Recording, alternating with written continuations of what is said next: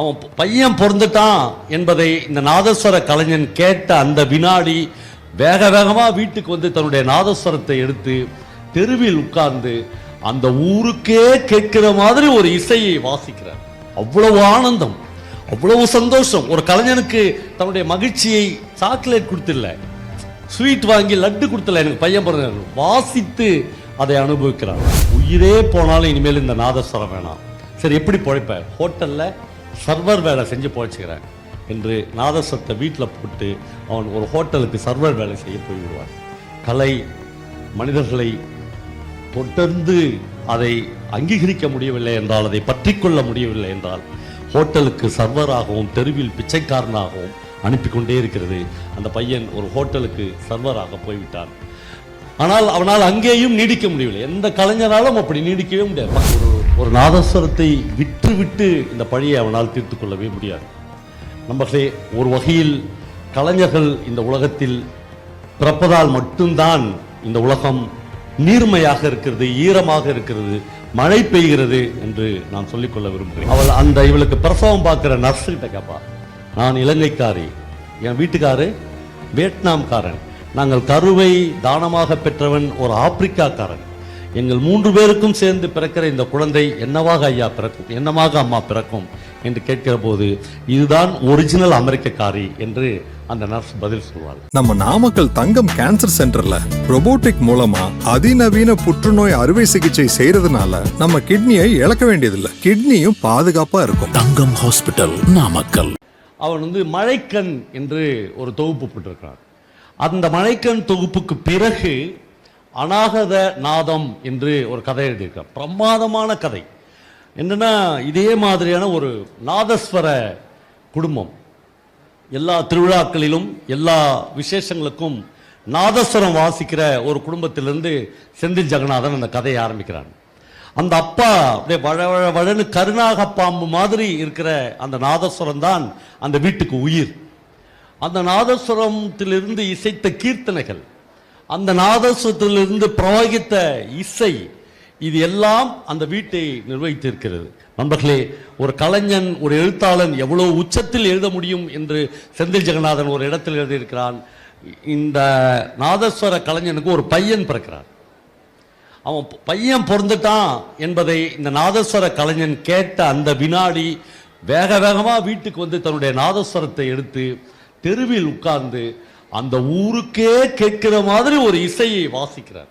அவ்வளவு ஆனந்தம், அவ்வளவு சந்தோஷம். ஒரு கலைஞனுக்கு தன்னுடைய மகிழ்ச்சியை சாக்லேட் கொடுத்தில்ல, ஸ்வீட் வாங்கி லட்டு கொடுத்தல, எனக்கு பையன் பிறந்த வாசித்து அதை அனுபவிக்கிறான். அந்த பையனுக்கு சாமிநாதன் நாதம் என்று பெயர் வைக்கிறான். ஆனால் என்ன துரதிருஷ்டமே தெரியவில்லை, அந்த பையனுக்கு மியூசிக் வரவே இல்லை.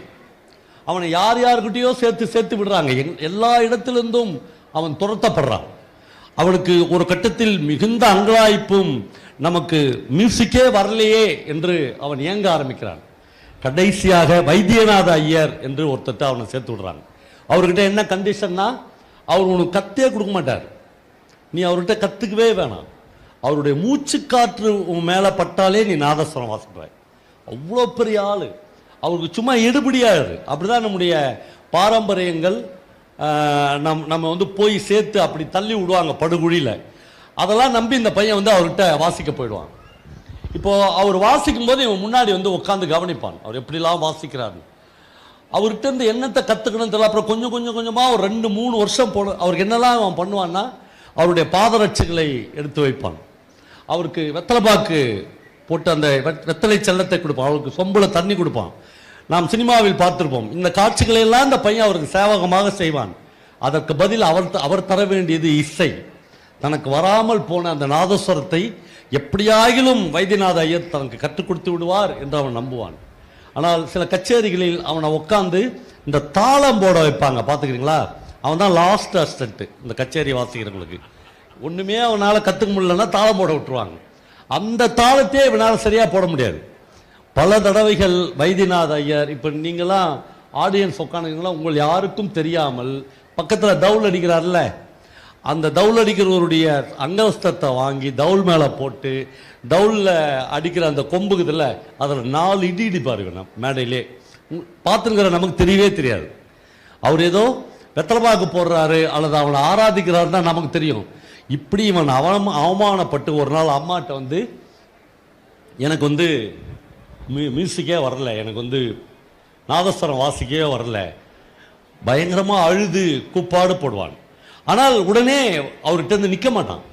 ஒரு முறை வைத்தியநாத ஐயரும் இதே மாதிரி தெருவில் வாசிப்பார். அப்படி வாசிக்கிற போது இவங்ககிட்ட சொல்கிறார், தெருவில் வாசிக்கிற போது இந்த பையனுடைய உதவி அவருக்கு தேவைப்படும், நீ பரவாயில்ல எனக்கு ஈக்குவலாக இன்னைக்கு வந்து வாசிச்சிரு அப்படின்னு சொல்லுவார். அவனுக்கு அதுவே பெரிய புலங்காகிதம் ஆகிடும். அவர் வாசிக்க ஆரம்பிக்கிறதுக்கு முன்னாடி இவன் வாசிக்க ஆரம்பிச்சிருவான். அவரால் அதை தாங்கவே முடியாது. நான் வந்து எவ்வளோ பெரிய இசை மேதை, நான் ஆரம்பிக்கிறதுக்கு முன்னாடி நான் இது ஆரம்பிச்சிச்சே அப்படின்ற கோபம் இருந்துனே இருக்கும். இப்போ அந்த ஊர்வலம் போக போக ஒரு கட்டத்தில் வாசிக்க முடியாமல் இவன் தப்பு தப்பாக வாசித்து பிரேக் பண்ணிடுவான். இவருக்கு ஏற்கனவே இவன் நம்மளை விட்டுட்டு வாசித்துட்டான்ற கோபம் வேறு இருக்கும். ரெண்டும் சேர்ந்து பப்ளிக்கில் எல்லா மனிதர்களும் முன்னாடியும் அவனை அடித்து தோசம் பண்ணிடுவான். எட்டிலாம் உதைப்பார் நெஞ்சில். அந்த பையன் அப்படியே தன்னுடைய நாதஸ்வரத்தை எடுத்துகிட்டு வந்து வீட்டுக்கு முன்னாடி அம்மாட்ட வச்சுட்டு சொல்லுவான், உயிரே போனாலும் இனிமேல் இந்த நாதஸ்வரம் வேணாம். சரி எப்படி பிழைப்ப? ஹோட்டலில் சர்வர் வேலை செஞ்சு பிழைச்சிக்கிறேன் என்று நாதஸ்வரத்தை வீட்டில் போட்டு அவன் ஒரு ஹோட்டலுக்கு சர்வர் வேலை செய்ய போய்விடுவான். கலை மனிதர்களை தொடர்ந்து அதை அங்கீகரிக்க முடியவில்லை என்றால், அதை பற்றி கொள்ள முடியவில்லை என்றால், ஹோட்டலுக்கு சர்வராகவும் தெருவில் பிச்சைக்காரனாகவும் அனுப்பி கொண்டே இருக்கிறது. அந்த பையன் ஒரு ஹோட்டலுக்கு சர்வராக போய்விட்டான். ஆனால் அவனால் அங்கேயும் நீடிக்க முடியவில்லை. எந்த கலைஞராலும் அப்படி நீடிக்கவே முடியாது. பக்கத்தில் கோயிலேருந்து ஒரு பாட்டு சத்தம் கேட்டால் இவன் நேராக போய் கிச்சனில் நின்றுக்குவான். தோசை சுடுற சத்தத்தில் இந்த இசை நாதம் நம்முடைய காதில் விழாமல் இருக்கட்டும் என்று நினைப்பான். ராத்திரில் அவனால் தூங்க முடியாது. பைத்தியக்காரன் மாதிரி எழுந்து ராத்திரிலேயே நாதஸ்வரம் வாசிக்கிற செய்கைகளை செய்து காமிப்பான். இப்படி ஒவ்வொரு நாளும் அலைக்கழிக்கிற ஒரு வாழ்க்கை அந்த பையனுக்கு வாய்த்து கொண்டே இருக்கும். கடைசியாக அவன் ஒரு முடிவுக்கு வருவான், இந்த நாதஸ்வரம் இந்த வீட்டில் இருக்கிற வரை நம்மால் வாழவே முடியாது, நம்மால் ஜீவிக்கவே முடியாது, இது நம்மளுடைய உயிரை எடுக்காமல் விடாது என்று முடிவு பண்ணி கடைசி நேரத்தில் அவன் ஒரு முடிவு பண்ணுவான். சீர்காழியில் இதெல்லாம் நடக்கும், கும்பகோணத்தில் போய் இந்த நாதஸ்வரத்தை யாருக்கிட்டாவது விற்று தொலைச்சிடலாம் என்று முடிவு பண்ணுவான். ஆனால் அம்மா செத்துருவான், தூக்கு மாட்டின்னு செத்துருவான். இந்த நாதஸ்வரம் தான் இந்த வீட்டுக்கான பலம், இந்த வீட்டுக்கான கலை, இந்த வீட்டுக்கான தன்னுடைய கணவனை மாதிரி அவள் அந்த நாதஸ்வரத்தை தான் பார்த்து கொண்டிருக்காள்.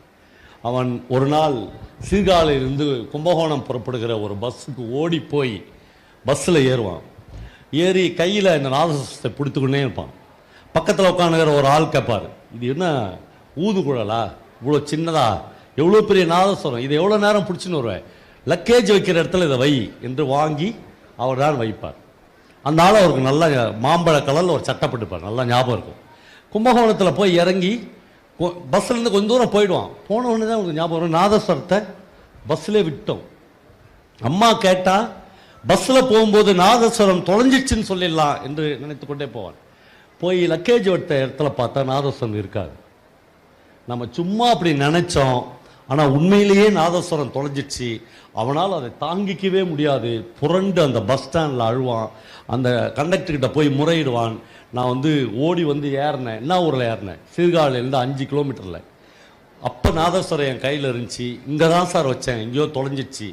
கொஞ்சம் நேரம் பொறுத்து டிரைவர் வந்து சொல்லுவார், தம்பி இங்கே வா, ஓடி வந்து நீ ஏறினேன்னு சொல்கிறல்ல, அப்படி ஏற முடியுமா? நாதஸ்வரம் கையில் இருந்துச்சுன்னா நீ வரும்போதே வெறுங்கையோடு தான் அந்த நாதஸ்வரமே உன் கையில் இல்லைன்னு சொல்லுவார்.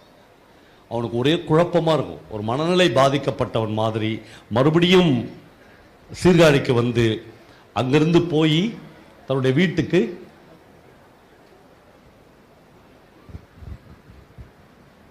வாங்க, பரவாயில்ல. அவன் நேராக தன்னுடைய வீட்டுக்கு போய், ஒருவேளை கண்டக்டர் சொன்ன மாதிரி, டிரைவர் சொன்ன மாதிரி வீட்டிலேயே தான் நாதஸ்வரத்தை விட்டு போயிட்டோமோ என்று அந்த நாதஸ்வரம் வழக்கமாக இருக்கிற அந்த இடத்தில் பார்ப்பான். நாதஸ்வரம் இருக்காது. இருந்தோடனே அவனுக்கு மறுபடியும் நாதஸ்வரம் போயிடுச்சே என்று நினைக்கிற போது அந்த அம்மா வந்து வெளியில் சொல்வாள், இல்லை தம்பி, நீ ராத்திரிலாம் அந்த நாதஸ்வரத்தை வாசிக்கிறத நான் பார்க்குறேன், மனதுக்குள் புழுங்கி புழுங்கி நீ அழற, அதை நான் பார்க்கிறேன். அதனால் நான் தான் எடுத்து நாதஸ்வரத்தை பூஜை அறையில் வச்சுக்கிறேன், நீ ஊருக்கு போகும்போது நாதஸ்வரத்தை எடுத்துன்னு போகலை என்று அவன்கிட்ட சொல்கிறாங்க.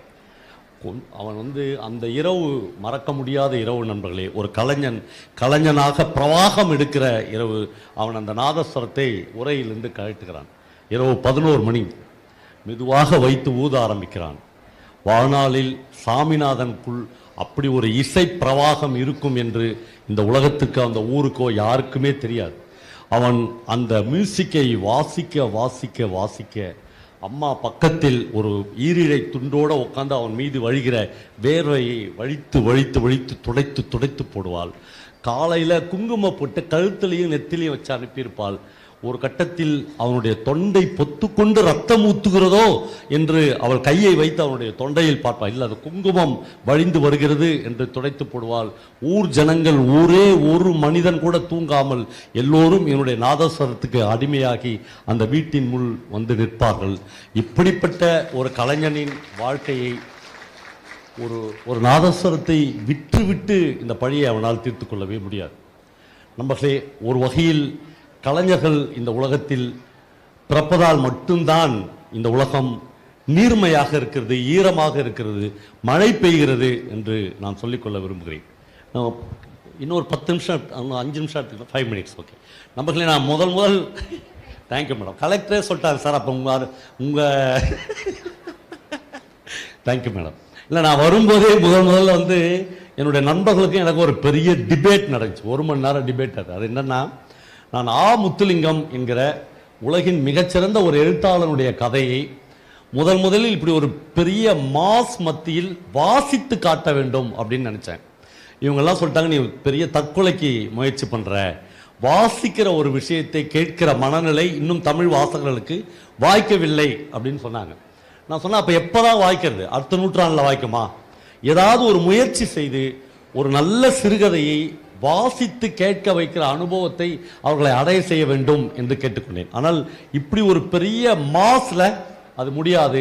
நான் அந்த கதையின் சுருக்கத்தை உங்களோடு பகிர்ந்து கொள்ள விரும்புகிறேன். அந்த கதையின் பெயர் அமெரிக்காக்காரி. அந்த பொண்ணு வந்து இலங்கையிலிருந்து தன்னுடைய PhD படிப்புக்காக அமெரிக்காவுக்கு போயிருப்பார். அவளுக்கு இன்றைக்கு ஒரு 4வது காதலனை அவள் அமெரிக்காவில் இழக்கிறாள். ஒவ்வொரு காதலனையும் அந்த பெண் எப்படி அடைவாள், எப்படி விடுவாள் என்பதை முத்துலிங்கம் மிக சுவாரஸ்யமாக விவரிக்கிறார். ஒன்றில், அவர்கள் எதிர்பார்க்கிற ஏதோ ஒன்று என்னிடம் இல்லாமல் இருக்கிறது, அல்லது ரொம்ப பேரழகியவள், இலங்கையிலிருந்து போனாலும் கூட மிகப்பெரிய பேரழகியாக இருப்பாள். இந்த ஒவ்வொரு காதலனும் என்ன பண்ணுவாங்கன்னா, இவள் பழக ஆரம்பித்த 2வது நாள் அல்லது 3வது நாள் என் அறைக்கு வந்து தங்கி கொள்ளுகிறாயா அப்படின்னு இங்கிலீஷில் கேட்பாங்க. அவள் வந்து இலங்கையிலிருந்து போன பொண்ணு. அதெல்லாம் முடியாது என்று சொன்ன அடுத்த நாள்லேருந்து இந்த காதல் வந்து பிரேக் ஆகும். இப்பொழுது ஒரு 3வதாக அவளுக்கு ஒரு காதலன் கிடைப்பான். அந்த காதலன் வந்து அவளுக்கு திடீர்னு அவள் எதிர்பார்க்காத ஒரு நாளில் அவளுடைய உதடுகளில் ஒரு முத்தம் கொடுத்து விடுவான். அவள் பயங்கரமாக ஷாக் ஆயிடுவாள். கல்ச்சுரல் ஷாக் அது.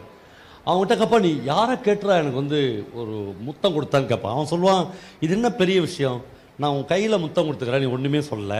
ஒரு நாள் உன்னுடைய நெத்தியில் முத்தம் கொடுத்தேன், அப்பயும் நீ ஒன்றும் சொல்லலை. உன்னுடைய நெத்திக்கும் உன்னுடைய உதட்டுக்கும் ஒரு 5 அங்குலம் இருக்கும், 5 அங்குலத்துக்கு இன்னொரு முத்தம் கொடுத்தேன், இது ரொம்ப பெருசாக பேசுகிற, ஆனால் 5 அங்குலம் தப்புன்னு இதை ஒன்றா வச்சுக்கலாமா என்று சொல்லுவாங்க. அப்போது கல்ச்சுரலாக அவர்கள் வேறு மாதிரி இருப்பார்கள், இவ வேற மாதிரி இருப்பா. இவள் சின்ன வயசிலிருந்து இலங்கையில் வாழ்கிற போது இவளை வந்து எல்லாருமே அமெரிக்கக்காரி என்றே கூப்பிடுவார். ஏன்னா இவருடைய ஸ்டைலு, சின்ன வயசுலேயே இவர் பேசுகிற இங்கிலீஷ், அதனால் அப்படியே முயற்சி பண்ணி இவரை அமெரிக்காவுக்கே போய்விடுவார். இப்போ கடைசியாக ஒரு வியட்நாம்காரன் தன்னுடைய உயர்ந்த காதலை இவனிடம் அவன் ஒரு மியூசிஷியன், அவன் பகிர்ந்து கொள்வான். அப்புறம் நான் ரொம்ப சுருக்கமாக 5 நிமிஷத்தில் முடிக்கணுன்றதால அதை மிக சுருக்கமாக இந்த கதையை சொல்லி முடிக்கிறேன். அப்புறம் இவர்கள் 2 பேரும் ஒரே அறையில் வாழ ஆரம்பித்து விடுவார்கள். ஒவ்வொரு முறையும் இலங்கையில் மாறி இருக்கிற தன்னுடைய அம்மாவுக்கு இவர் செய்தி அனுப்பி கொண்டே இருப்பார். அம்மா, நான் இப்பொழுது PhD வாங்க இருக்கிறேன், நான் PhD வாங்குகிற வரையிலாவது நீ உயிரோடு இருக்க வேண்டும் அம்மா, அதனால் இன்னும் மறைந்து வாழ கற்றுக்கொள் என்று இவள் செய்தி அனுப்பி கொண்டே இருப்பாள். அம்மா 2 மாதத்துக்கு ஒரு முறை ஏதாவது ஒரு நகரத்திற்கு வந்து ஏதாவது ஒரு டெலிஃபோன் பூத்துக்குள் பூந்து சாயங்காலம் 6 மணிக்கு இவளுக்கு ஒரு ஃபோன் செய்வதை வழக்கமாக வைத்திருப்பாள். இப்படியே போகும். அவங்க 2 பேரும், இந்த வியட்நாம்காரனும் இந்த பொண்ணும் ஒரே அறையில் இருப்பார்கள். அம்மா ஊரிலிருந்து தாலி அனுப்பியிருப்பார். அந்த தாலியை வியட்நாம் முறை பிரகாரம் அவன் இவளுக்கு கட்டி இவர்கள் 2 பேரும் வாழ ஆரம்பிப்பார்கள். அவள் PhDயை முடித்து விடுவார், இவனுக்கு டீச்சர் வேலை கிடைக்கும். அதெல்லாம் கதை இல்லை. இவர்கள் 4 மாதம் ஆகியும் அம்மா கேட்க ஆரம்பிச்சுவார், உனக்கு கரு உண்டாயிடுச்சா என்று கேட்பாள். அப்போதுதான் இவள் வந்து அவனை கூட்டின்னு போய் ஒரு பெரிய டாக்டர்கிட்ட 2 பேரும் செக் பண்ணுவார்கள். எப்பொழுதும் அவனை ஆச்சரியப்படுத்தும் அவள் அன்றைக்கு அந்த டாக்டர் இவர்கள் 2 பேரையும் சேர்த்து ஒரு ஆச்சரியப்படுத்துவார். அவர் சொல்வார், ஒரு பெண்ணுக்கு கரு உண்டாக வேண்டும் என்றால் அந்த ஆணிலிருந்து 1 மில்லிமீட்டர் விந்தணுக்களில் கிட்டத்தட்ட 2 கோடி உயிரணுக்கள் இருக்க வேண்டும். ஆனால் இவனுக்கு 1 கோடி தான் இருக்கிறது. ஒருபோதும் இந்த வாழ்நாள் முழுவதும் முயற்சி பெறினாலும் அவன் ஒரு குழந்தையை பெற்றெடுக்கிற வல்லமை அவனிடம் இல்லை என்று சொல்லிவிடுவார்கள்.